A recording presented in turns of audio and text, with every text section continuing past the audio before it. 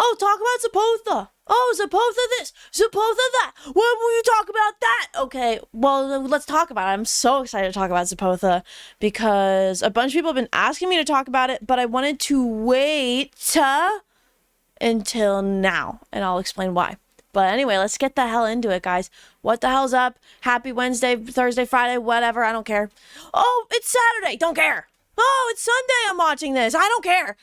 Anyway, Zepotha has taken TikTok by storm. It truly has. But if you haven't heard of it somehow, the original video is down, but this is what catapulted the whole thing. Okay, so new bit idea. What if we created a fake 80s horror movie called Zepotha and started commenting, OMG, you look exactly like that one girl from Zepotha, or wait, you look like blank from Zepotha, on every thirst trap we see.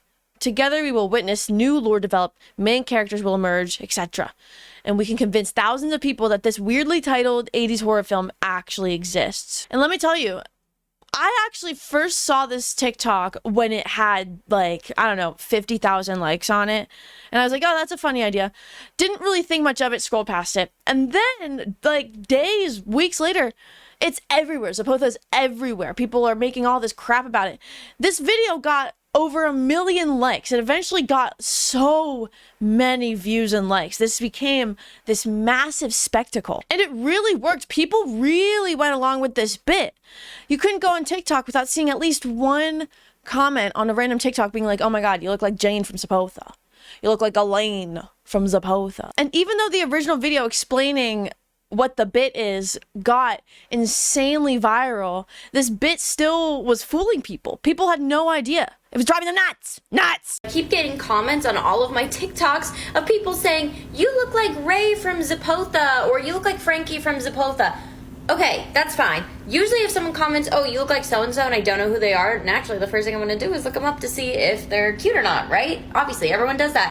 Why is it that when I look this movie up, there's no pictures, I can't find the cast, I can't find anything about this movie, and everything that I've seen about it has been posted like 3 hours ago, but I can't see who it is. It's like stressing me out. 805,000 likes on this video just talking about not knowing what Zepotha is. This thing was huge. This bit got so huge to the point where it transcended being just a thing that people say in the TikTok comments. People got super into building the lore of this Zepotha thing. People making total stuff up about it. Total stuff up. Look at this.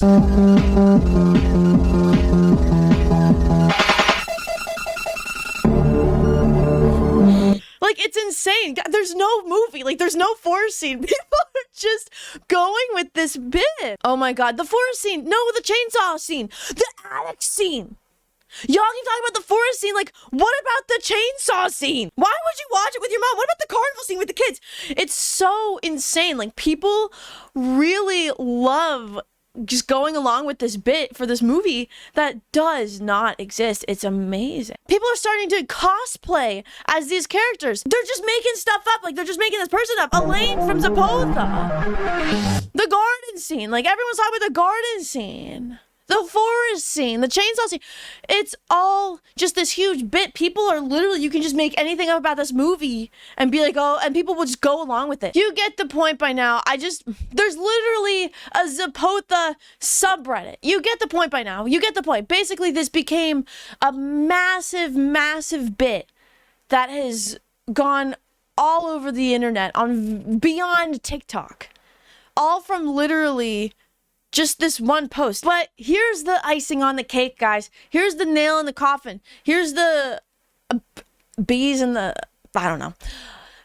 This Zepotha thing, it's not just a meme. It's not just a bit this person made up for fun. This was all a marketing strategy for her music. For her 80s inspired music, guys. It's an independent artist named Emily Jeffrey, and she had gained hundreds of thousands of followers for just this Zepotha bit. And the reason I wanted to wait until now to make the video about Zepotha is because the song that was used in the original video is now released. And what I didn't realize until today is that not only was she using this as a tactic to sort of promote her song, but no, this was a this was a way to promote her entire album of 80s horror movie soundtrack inspired music. And while I was looking on TikTok today to find the original video of her, you know, making the bit up, I went to go find the sound that was trending. People were doing all the Zepotha videos too. Sound's not available. I'm like, what's going on? Like, did she sign to a label and maybe they took the sound down? But why can't I find her video, right? Did she take the video down because she doesn't want people to know that it's a bit? Like, she just wants there to be even more confusion about it? Is that what this is? Is that the trick? But no, it's actually none of those things. This album came out like 5 days ago, not even a week ago. Right around the time this album came out, Emily's account was hacked and deleted, and she lost years of hard work and every interaction she's ever had with her community. Someone literally hacked her account. I'm like, how did this happen? That sucks. Like, that sucks. The album's finally out, and you have to start from zero again on TikTok because someone hacked you. Like, that is brutal. So follow her new account. But anyway, I'm so excited to talk about this because I've literally never seen a marketing strategy quite like this to promote music. This sort of fake movie sort of lore thing, it has been done before, but it was literally just a meme, and we'll talk about that too.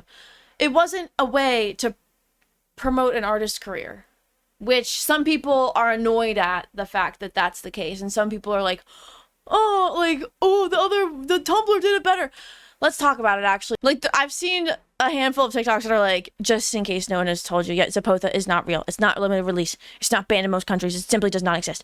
Don't let those stupid kids gaslight you into believing something that isn't real. Zepotha is just another dumb TikTok trend. They're just bored. Like, literally insane, the amount of people. All this is a TikTok that says Zepotha isn't funny and it never will be funny. 237,000 likes. What's Zepotha? What's Zepotha? What's Zepotha? A lot of people, too, have still never heard of Zepotha. This was a massive thing on TikTok, like a huge meme. But the thing about TikTok is TikTok as a platform is so massive and everyone's algorithm is so unique that you could have something like Zepotha be going on and millions of people are seeing it, but there's still other, like, tens of millions of users whose For You page is just completely out of that realm. Which is interesting, because it's just pushing Zepotha into more people's faces when people complain about it not being fun or not being funny and being annoying and just like a nuisance type of thing. People are in these comments, so many people are like, what is that? Like, what is that? So back to what I was saying earlier about, Tumblr did it better, actually. This isn't the first time that happened. Tumblr did that, actually. So let's talk about that. While I think the concept of Zepotha is cool, it's just extremely messy and unorganized. With Gontarov, people made Google Docs, complete scripts. They gave the characters face claims. They made fan art. And the best thing was that they made it accurate to the time period the movie was released.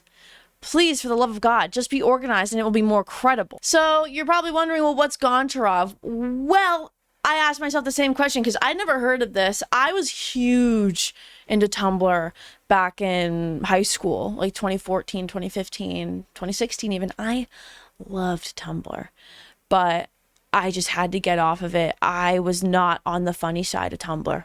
Oh, I was on the really sad side, so unfortunately I had to get off. Gontarov is another fake movie. It was a big meme, a big joke that was birthed on Tumblr. And it wasn't a marketing strategy for anything.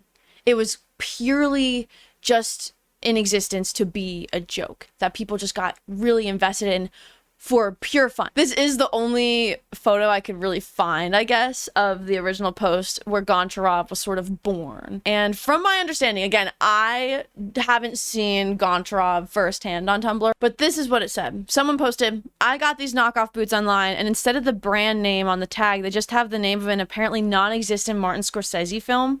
What?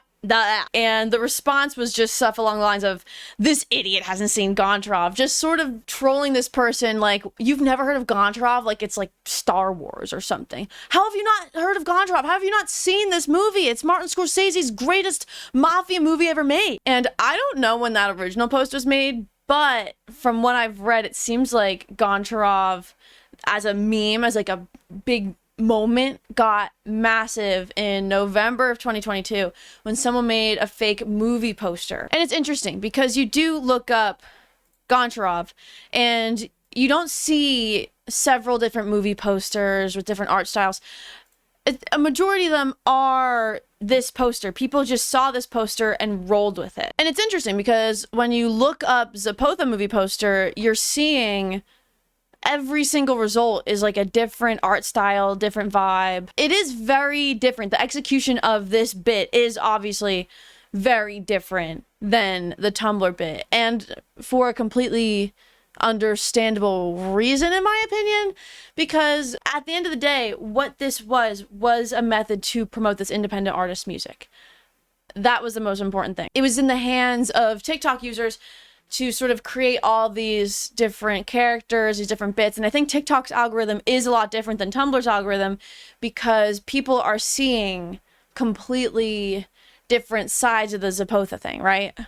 Whereas Tumblr, it's like, I think it's easier to sort of bind together, I guess. I don't know. TikTok's algorithm, I feel like, shows you more videos from like all over the place. So it's like, oh, maybe someone didn't see Jane from Zepotha, so they wanted to make Elaine from Zepotha. Or maybe they wanted to make, I don't know, Margaret from Zepotha. There's like a bunch of different characters, a bunch of different lore. It's like none of it's really consistent because it's TikTok, you know? It's just different than Tumblr. And then since someone made that fake poster for the movie, anyway, back to Gontarov. Since someone made that fake poster, this sort of inspired a bunch of people to band together and create a very elaborate plot and characters that are all fake to really make the joke believable to anyone who wasn't in on the joke, that this was a real movie that did exist somewhere. People were having discussions about this film online, critical analysis going around about the plot, the themes, the symbolism, and the characters. There were even GIFs made of this film that doesn't exist. Fan art of this film. Erotic fan fiction of this film that didn't exist to really sell it to people who weren't in the joke. People put so much time and thought into building the world of this fake film because this fake film was truly just a passion project that had no other agenda other than to just be a joke. So a lot of people are mad that Zepotha is messier than Gontarov, like genuinely upset. The difference between Zepotha and Gontarov is not just that this is a joke Tumblr did first and Tumblr did better, but that Gontarov was fueled by a fundamentally creative impulse, and Zepotha is fueled by a destructive impulse. Gontarov was all about creation. It was all about developing within the people that were participating in it canon and art and traditions, and so much that if you happen to stumble across a piece of it, there would be this entire universe that would blow your mind and confuse you beyond all belief. Zepotha is not about creating. It's not about developing and investing in this community and this joke and this thing. It is all about just like running around and knocking shit over. There are people making videos and I'm sure they're nice, but that's not the main activity of the Zepotha thing, right? The main activity is commenting. The primary activity is to find other people who aren't participating, who are trying to do something else, and inflicting the joke on them, making it their problem. It's fundamentally a destructive impulse because it's not about creating and developing and fostering your thing. It's about finding people who are creating and developing and fostering their thing and going into their space and trying to make them doing something a little bit harder. Wee woo, who called the fun police? Am I right, guys? Guys, it's interesting. Like, breaking it down this way is thought-provoking, but I really don't think that Zepotha is something worth getting viscerally upset about. I don't think that when people go in random people's comments and say you look like Frankie from Zepotha, that's necessarily destructive. I mean, yeah, I think it can be annoying for sure when it's like all the comments are filled with this joke and it's like, oh, we get it. Like, I get it. That is annoying, but just quit the app at that point. It's really nothing to get upset about. And do I think that the fact that Zepotha wasn't birthed out of just pure memeage, its goal is to promote this person's music, it is just another TikTok music marketing strategy, do I think that takes away from the fun? No.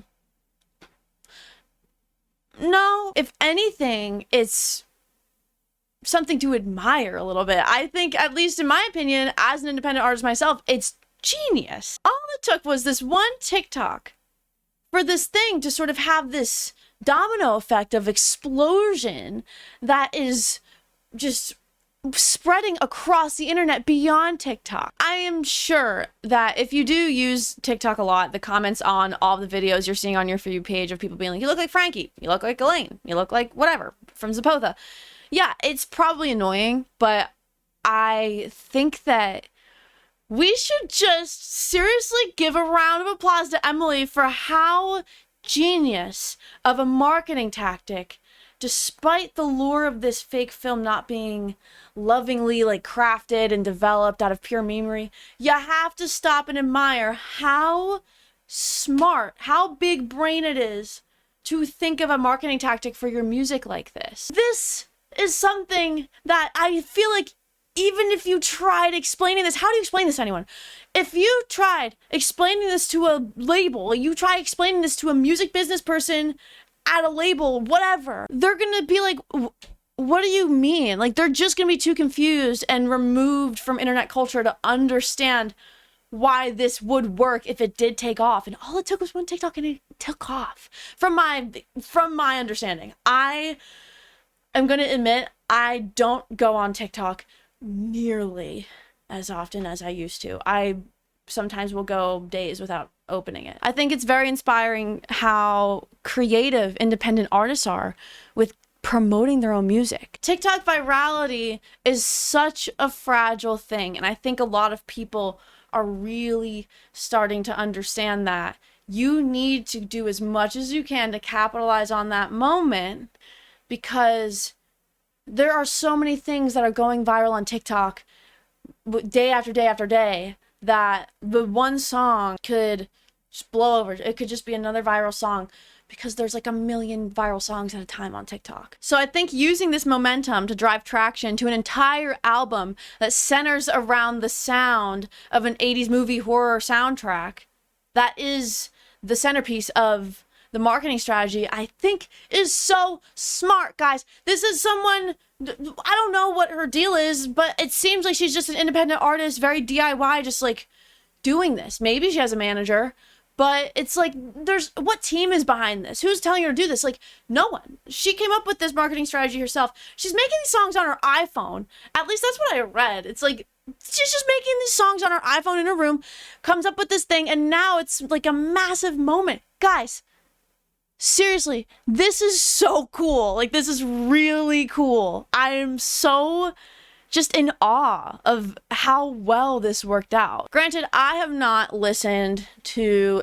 really any of the music yet. I haven't listened to any of the songs outside of what I've heard on TikTok, so I don't really know if I can speak on like the quality of the music. I just think regardless, it is really impressive how smart this strategy was. And again, I wanted to wait to make this video because I wanted to see how successful this strategy would be in actually promoting the music, and it turns out like the entire album came out. And I think this Zepotha trend was only happening for maybe like a month before the album came out, so there's not that much time relative to how much time sometimes goes in between viral song to actually going on streaming timeline. A month isn't, it's not awful. I feel like that's pretty honestly normal and quick, actually. This album came out 5 days ago. And honestly, I'm a bit surprised at the conversion rate from buzz to actual streamage on the whole album across all the songs. Which maybe I shouldn't be that surprised, but at the same time, like, I kind of am. I mean, especially because it stinks that Emily's account got taken down. I'm sure that didn't help, and that really threw a wrench in her plans to promote the whole album.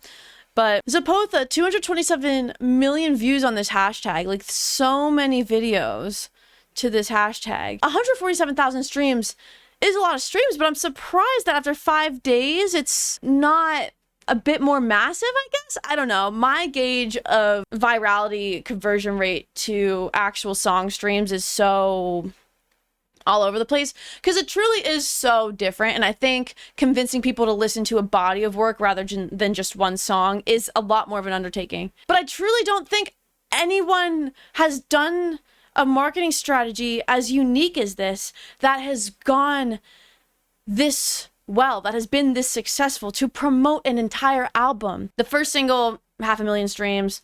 Second single, this one did have a viral moment on TikTok. Like, from what I saw, the official sound has 13,000 videos to it. 10 million streams on this song, which is amazing. And I think when people found out about the Zepotha thing, a lot of people went to her page and listened to the music she might have already had out. And I think, you know, maybe she made a video to this sound that got big and people were finding this song on top of Do You Remember Me and the other Zepotha buzz, right? So maybe this is where all of the Zepotha traction is translating to stream-wise. Naturally, the 5 singles have the most stream. Burn Your House Down, Solace, Sex With Your Ghost, I Miss My Sandman, Where Are They Now? And this one also has a lot of streams because this is the one that did go viral in the big TikTok announcing this bit, right? So it's interesting. It's not like it's made this album explode. It's really interesting. I feel like because the music was promoted through the lens of a meme, the artist herself could potentially get lost in the sauce a little bit, like buried in all of that virality, and people might just see Zepotha as a meme and not realize it's a marketing strategy for the music. So when people say Emily Jeffrey, some people probably know the name, but other people don't realize who that is. It's Zepotha that they recognize. Whereas you look at someone like Pink Panthers and D4VD, their music, the way they promoted their music was literally, I'm going to show you a snippet of this song.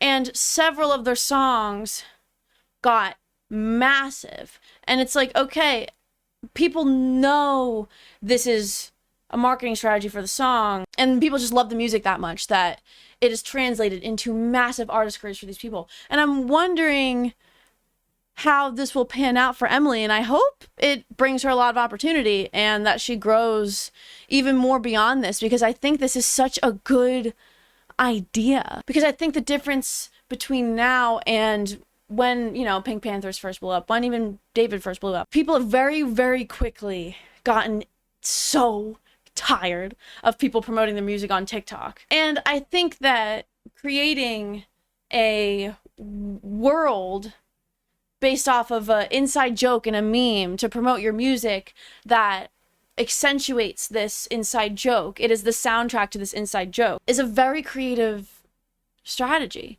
And it seems like it has worked. And I hope that this push in her music will continue to help her artist career. And I am very, very curious to see what she does next to sort of maintain this virality, this relevancy in the music realm. The music industry now, in general, although it is still very exploitative, there are still ways that you can get taken advantage of by the business. The business is still will eat you alive. I think it's very, very inspiring how people, independent artists, are finding success without needing to sign to the label at first. They don't need the label's help to develop their artist career.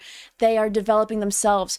We can develop ourselves as artists and use that as leverage. We have more leverage as artists than ever before in the music industry. No label developed Pink Panthers. She built that initial insane traction herself, that fan base herself of people who just love her music. And it was all about the music. She never even really showed her face online. All she did was just post the music, and people loved it so much, and that was all her until she did sign to a label. And now the label's job is to help her maintain that relevancy, maintain that virality, and just scale her artist career even more and more and more. You don't even need to make the beats yourself anymore.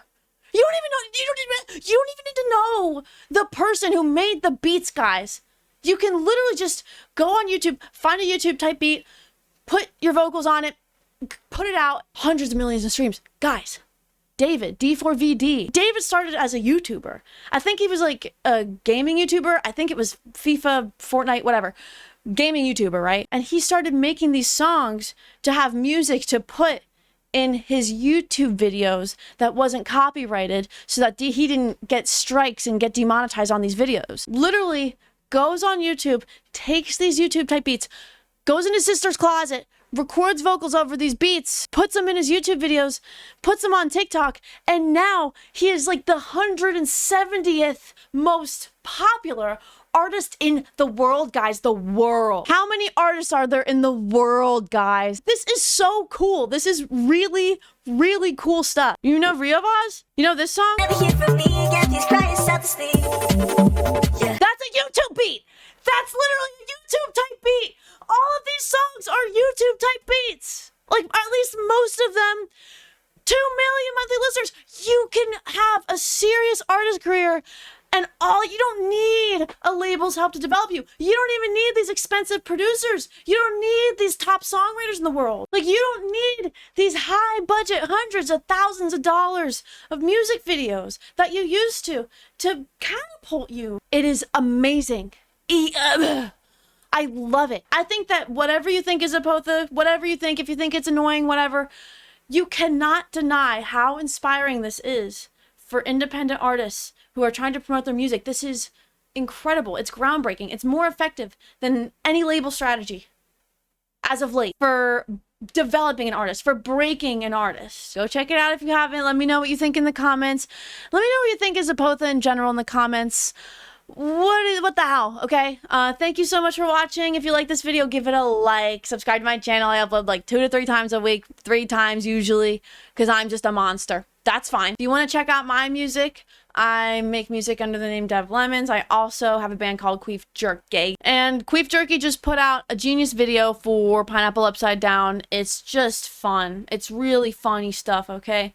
So go check that out. It's fun. I like that. Fun, that is. Thanks, guys. Bye.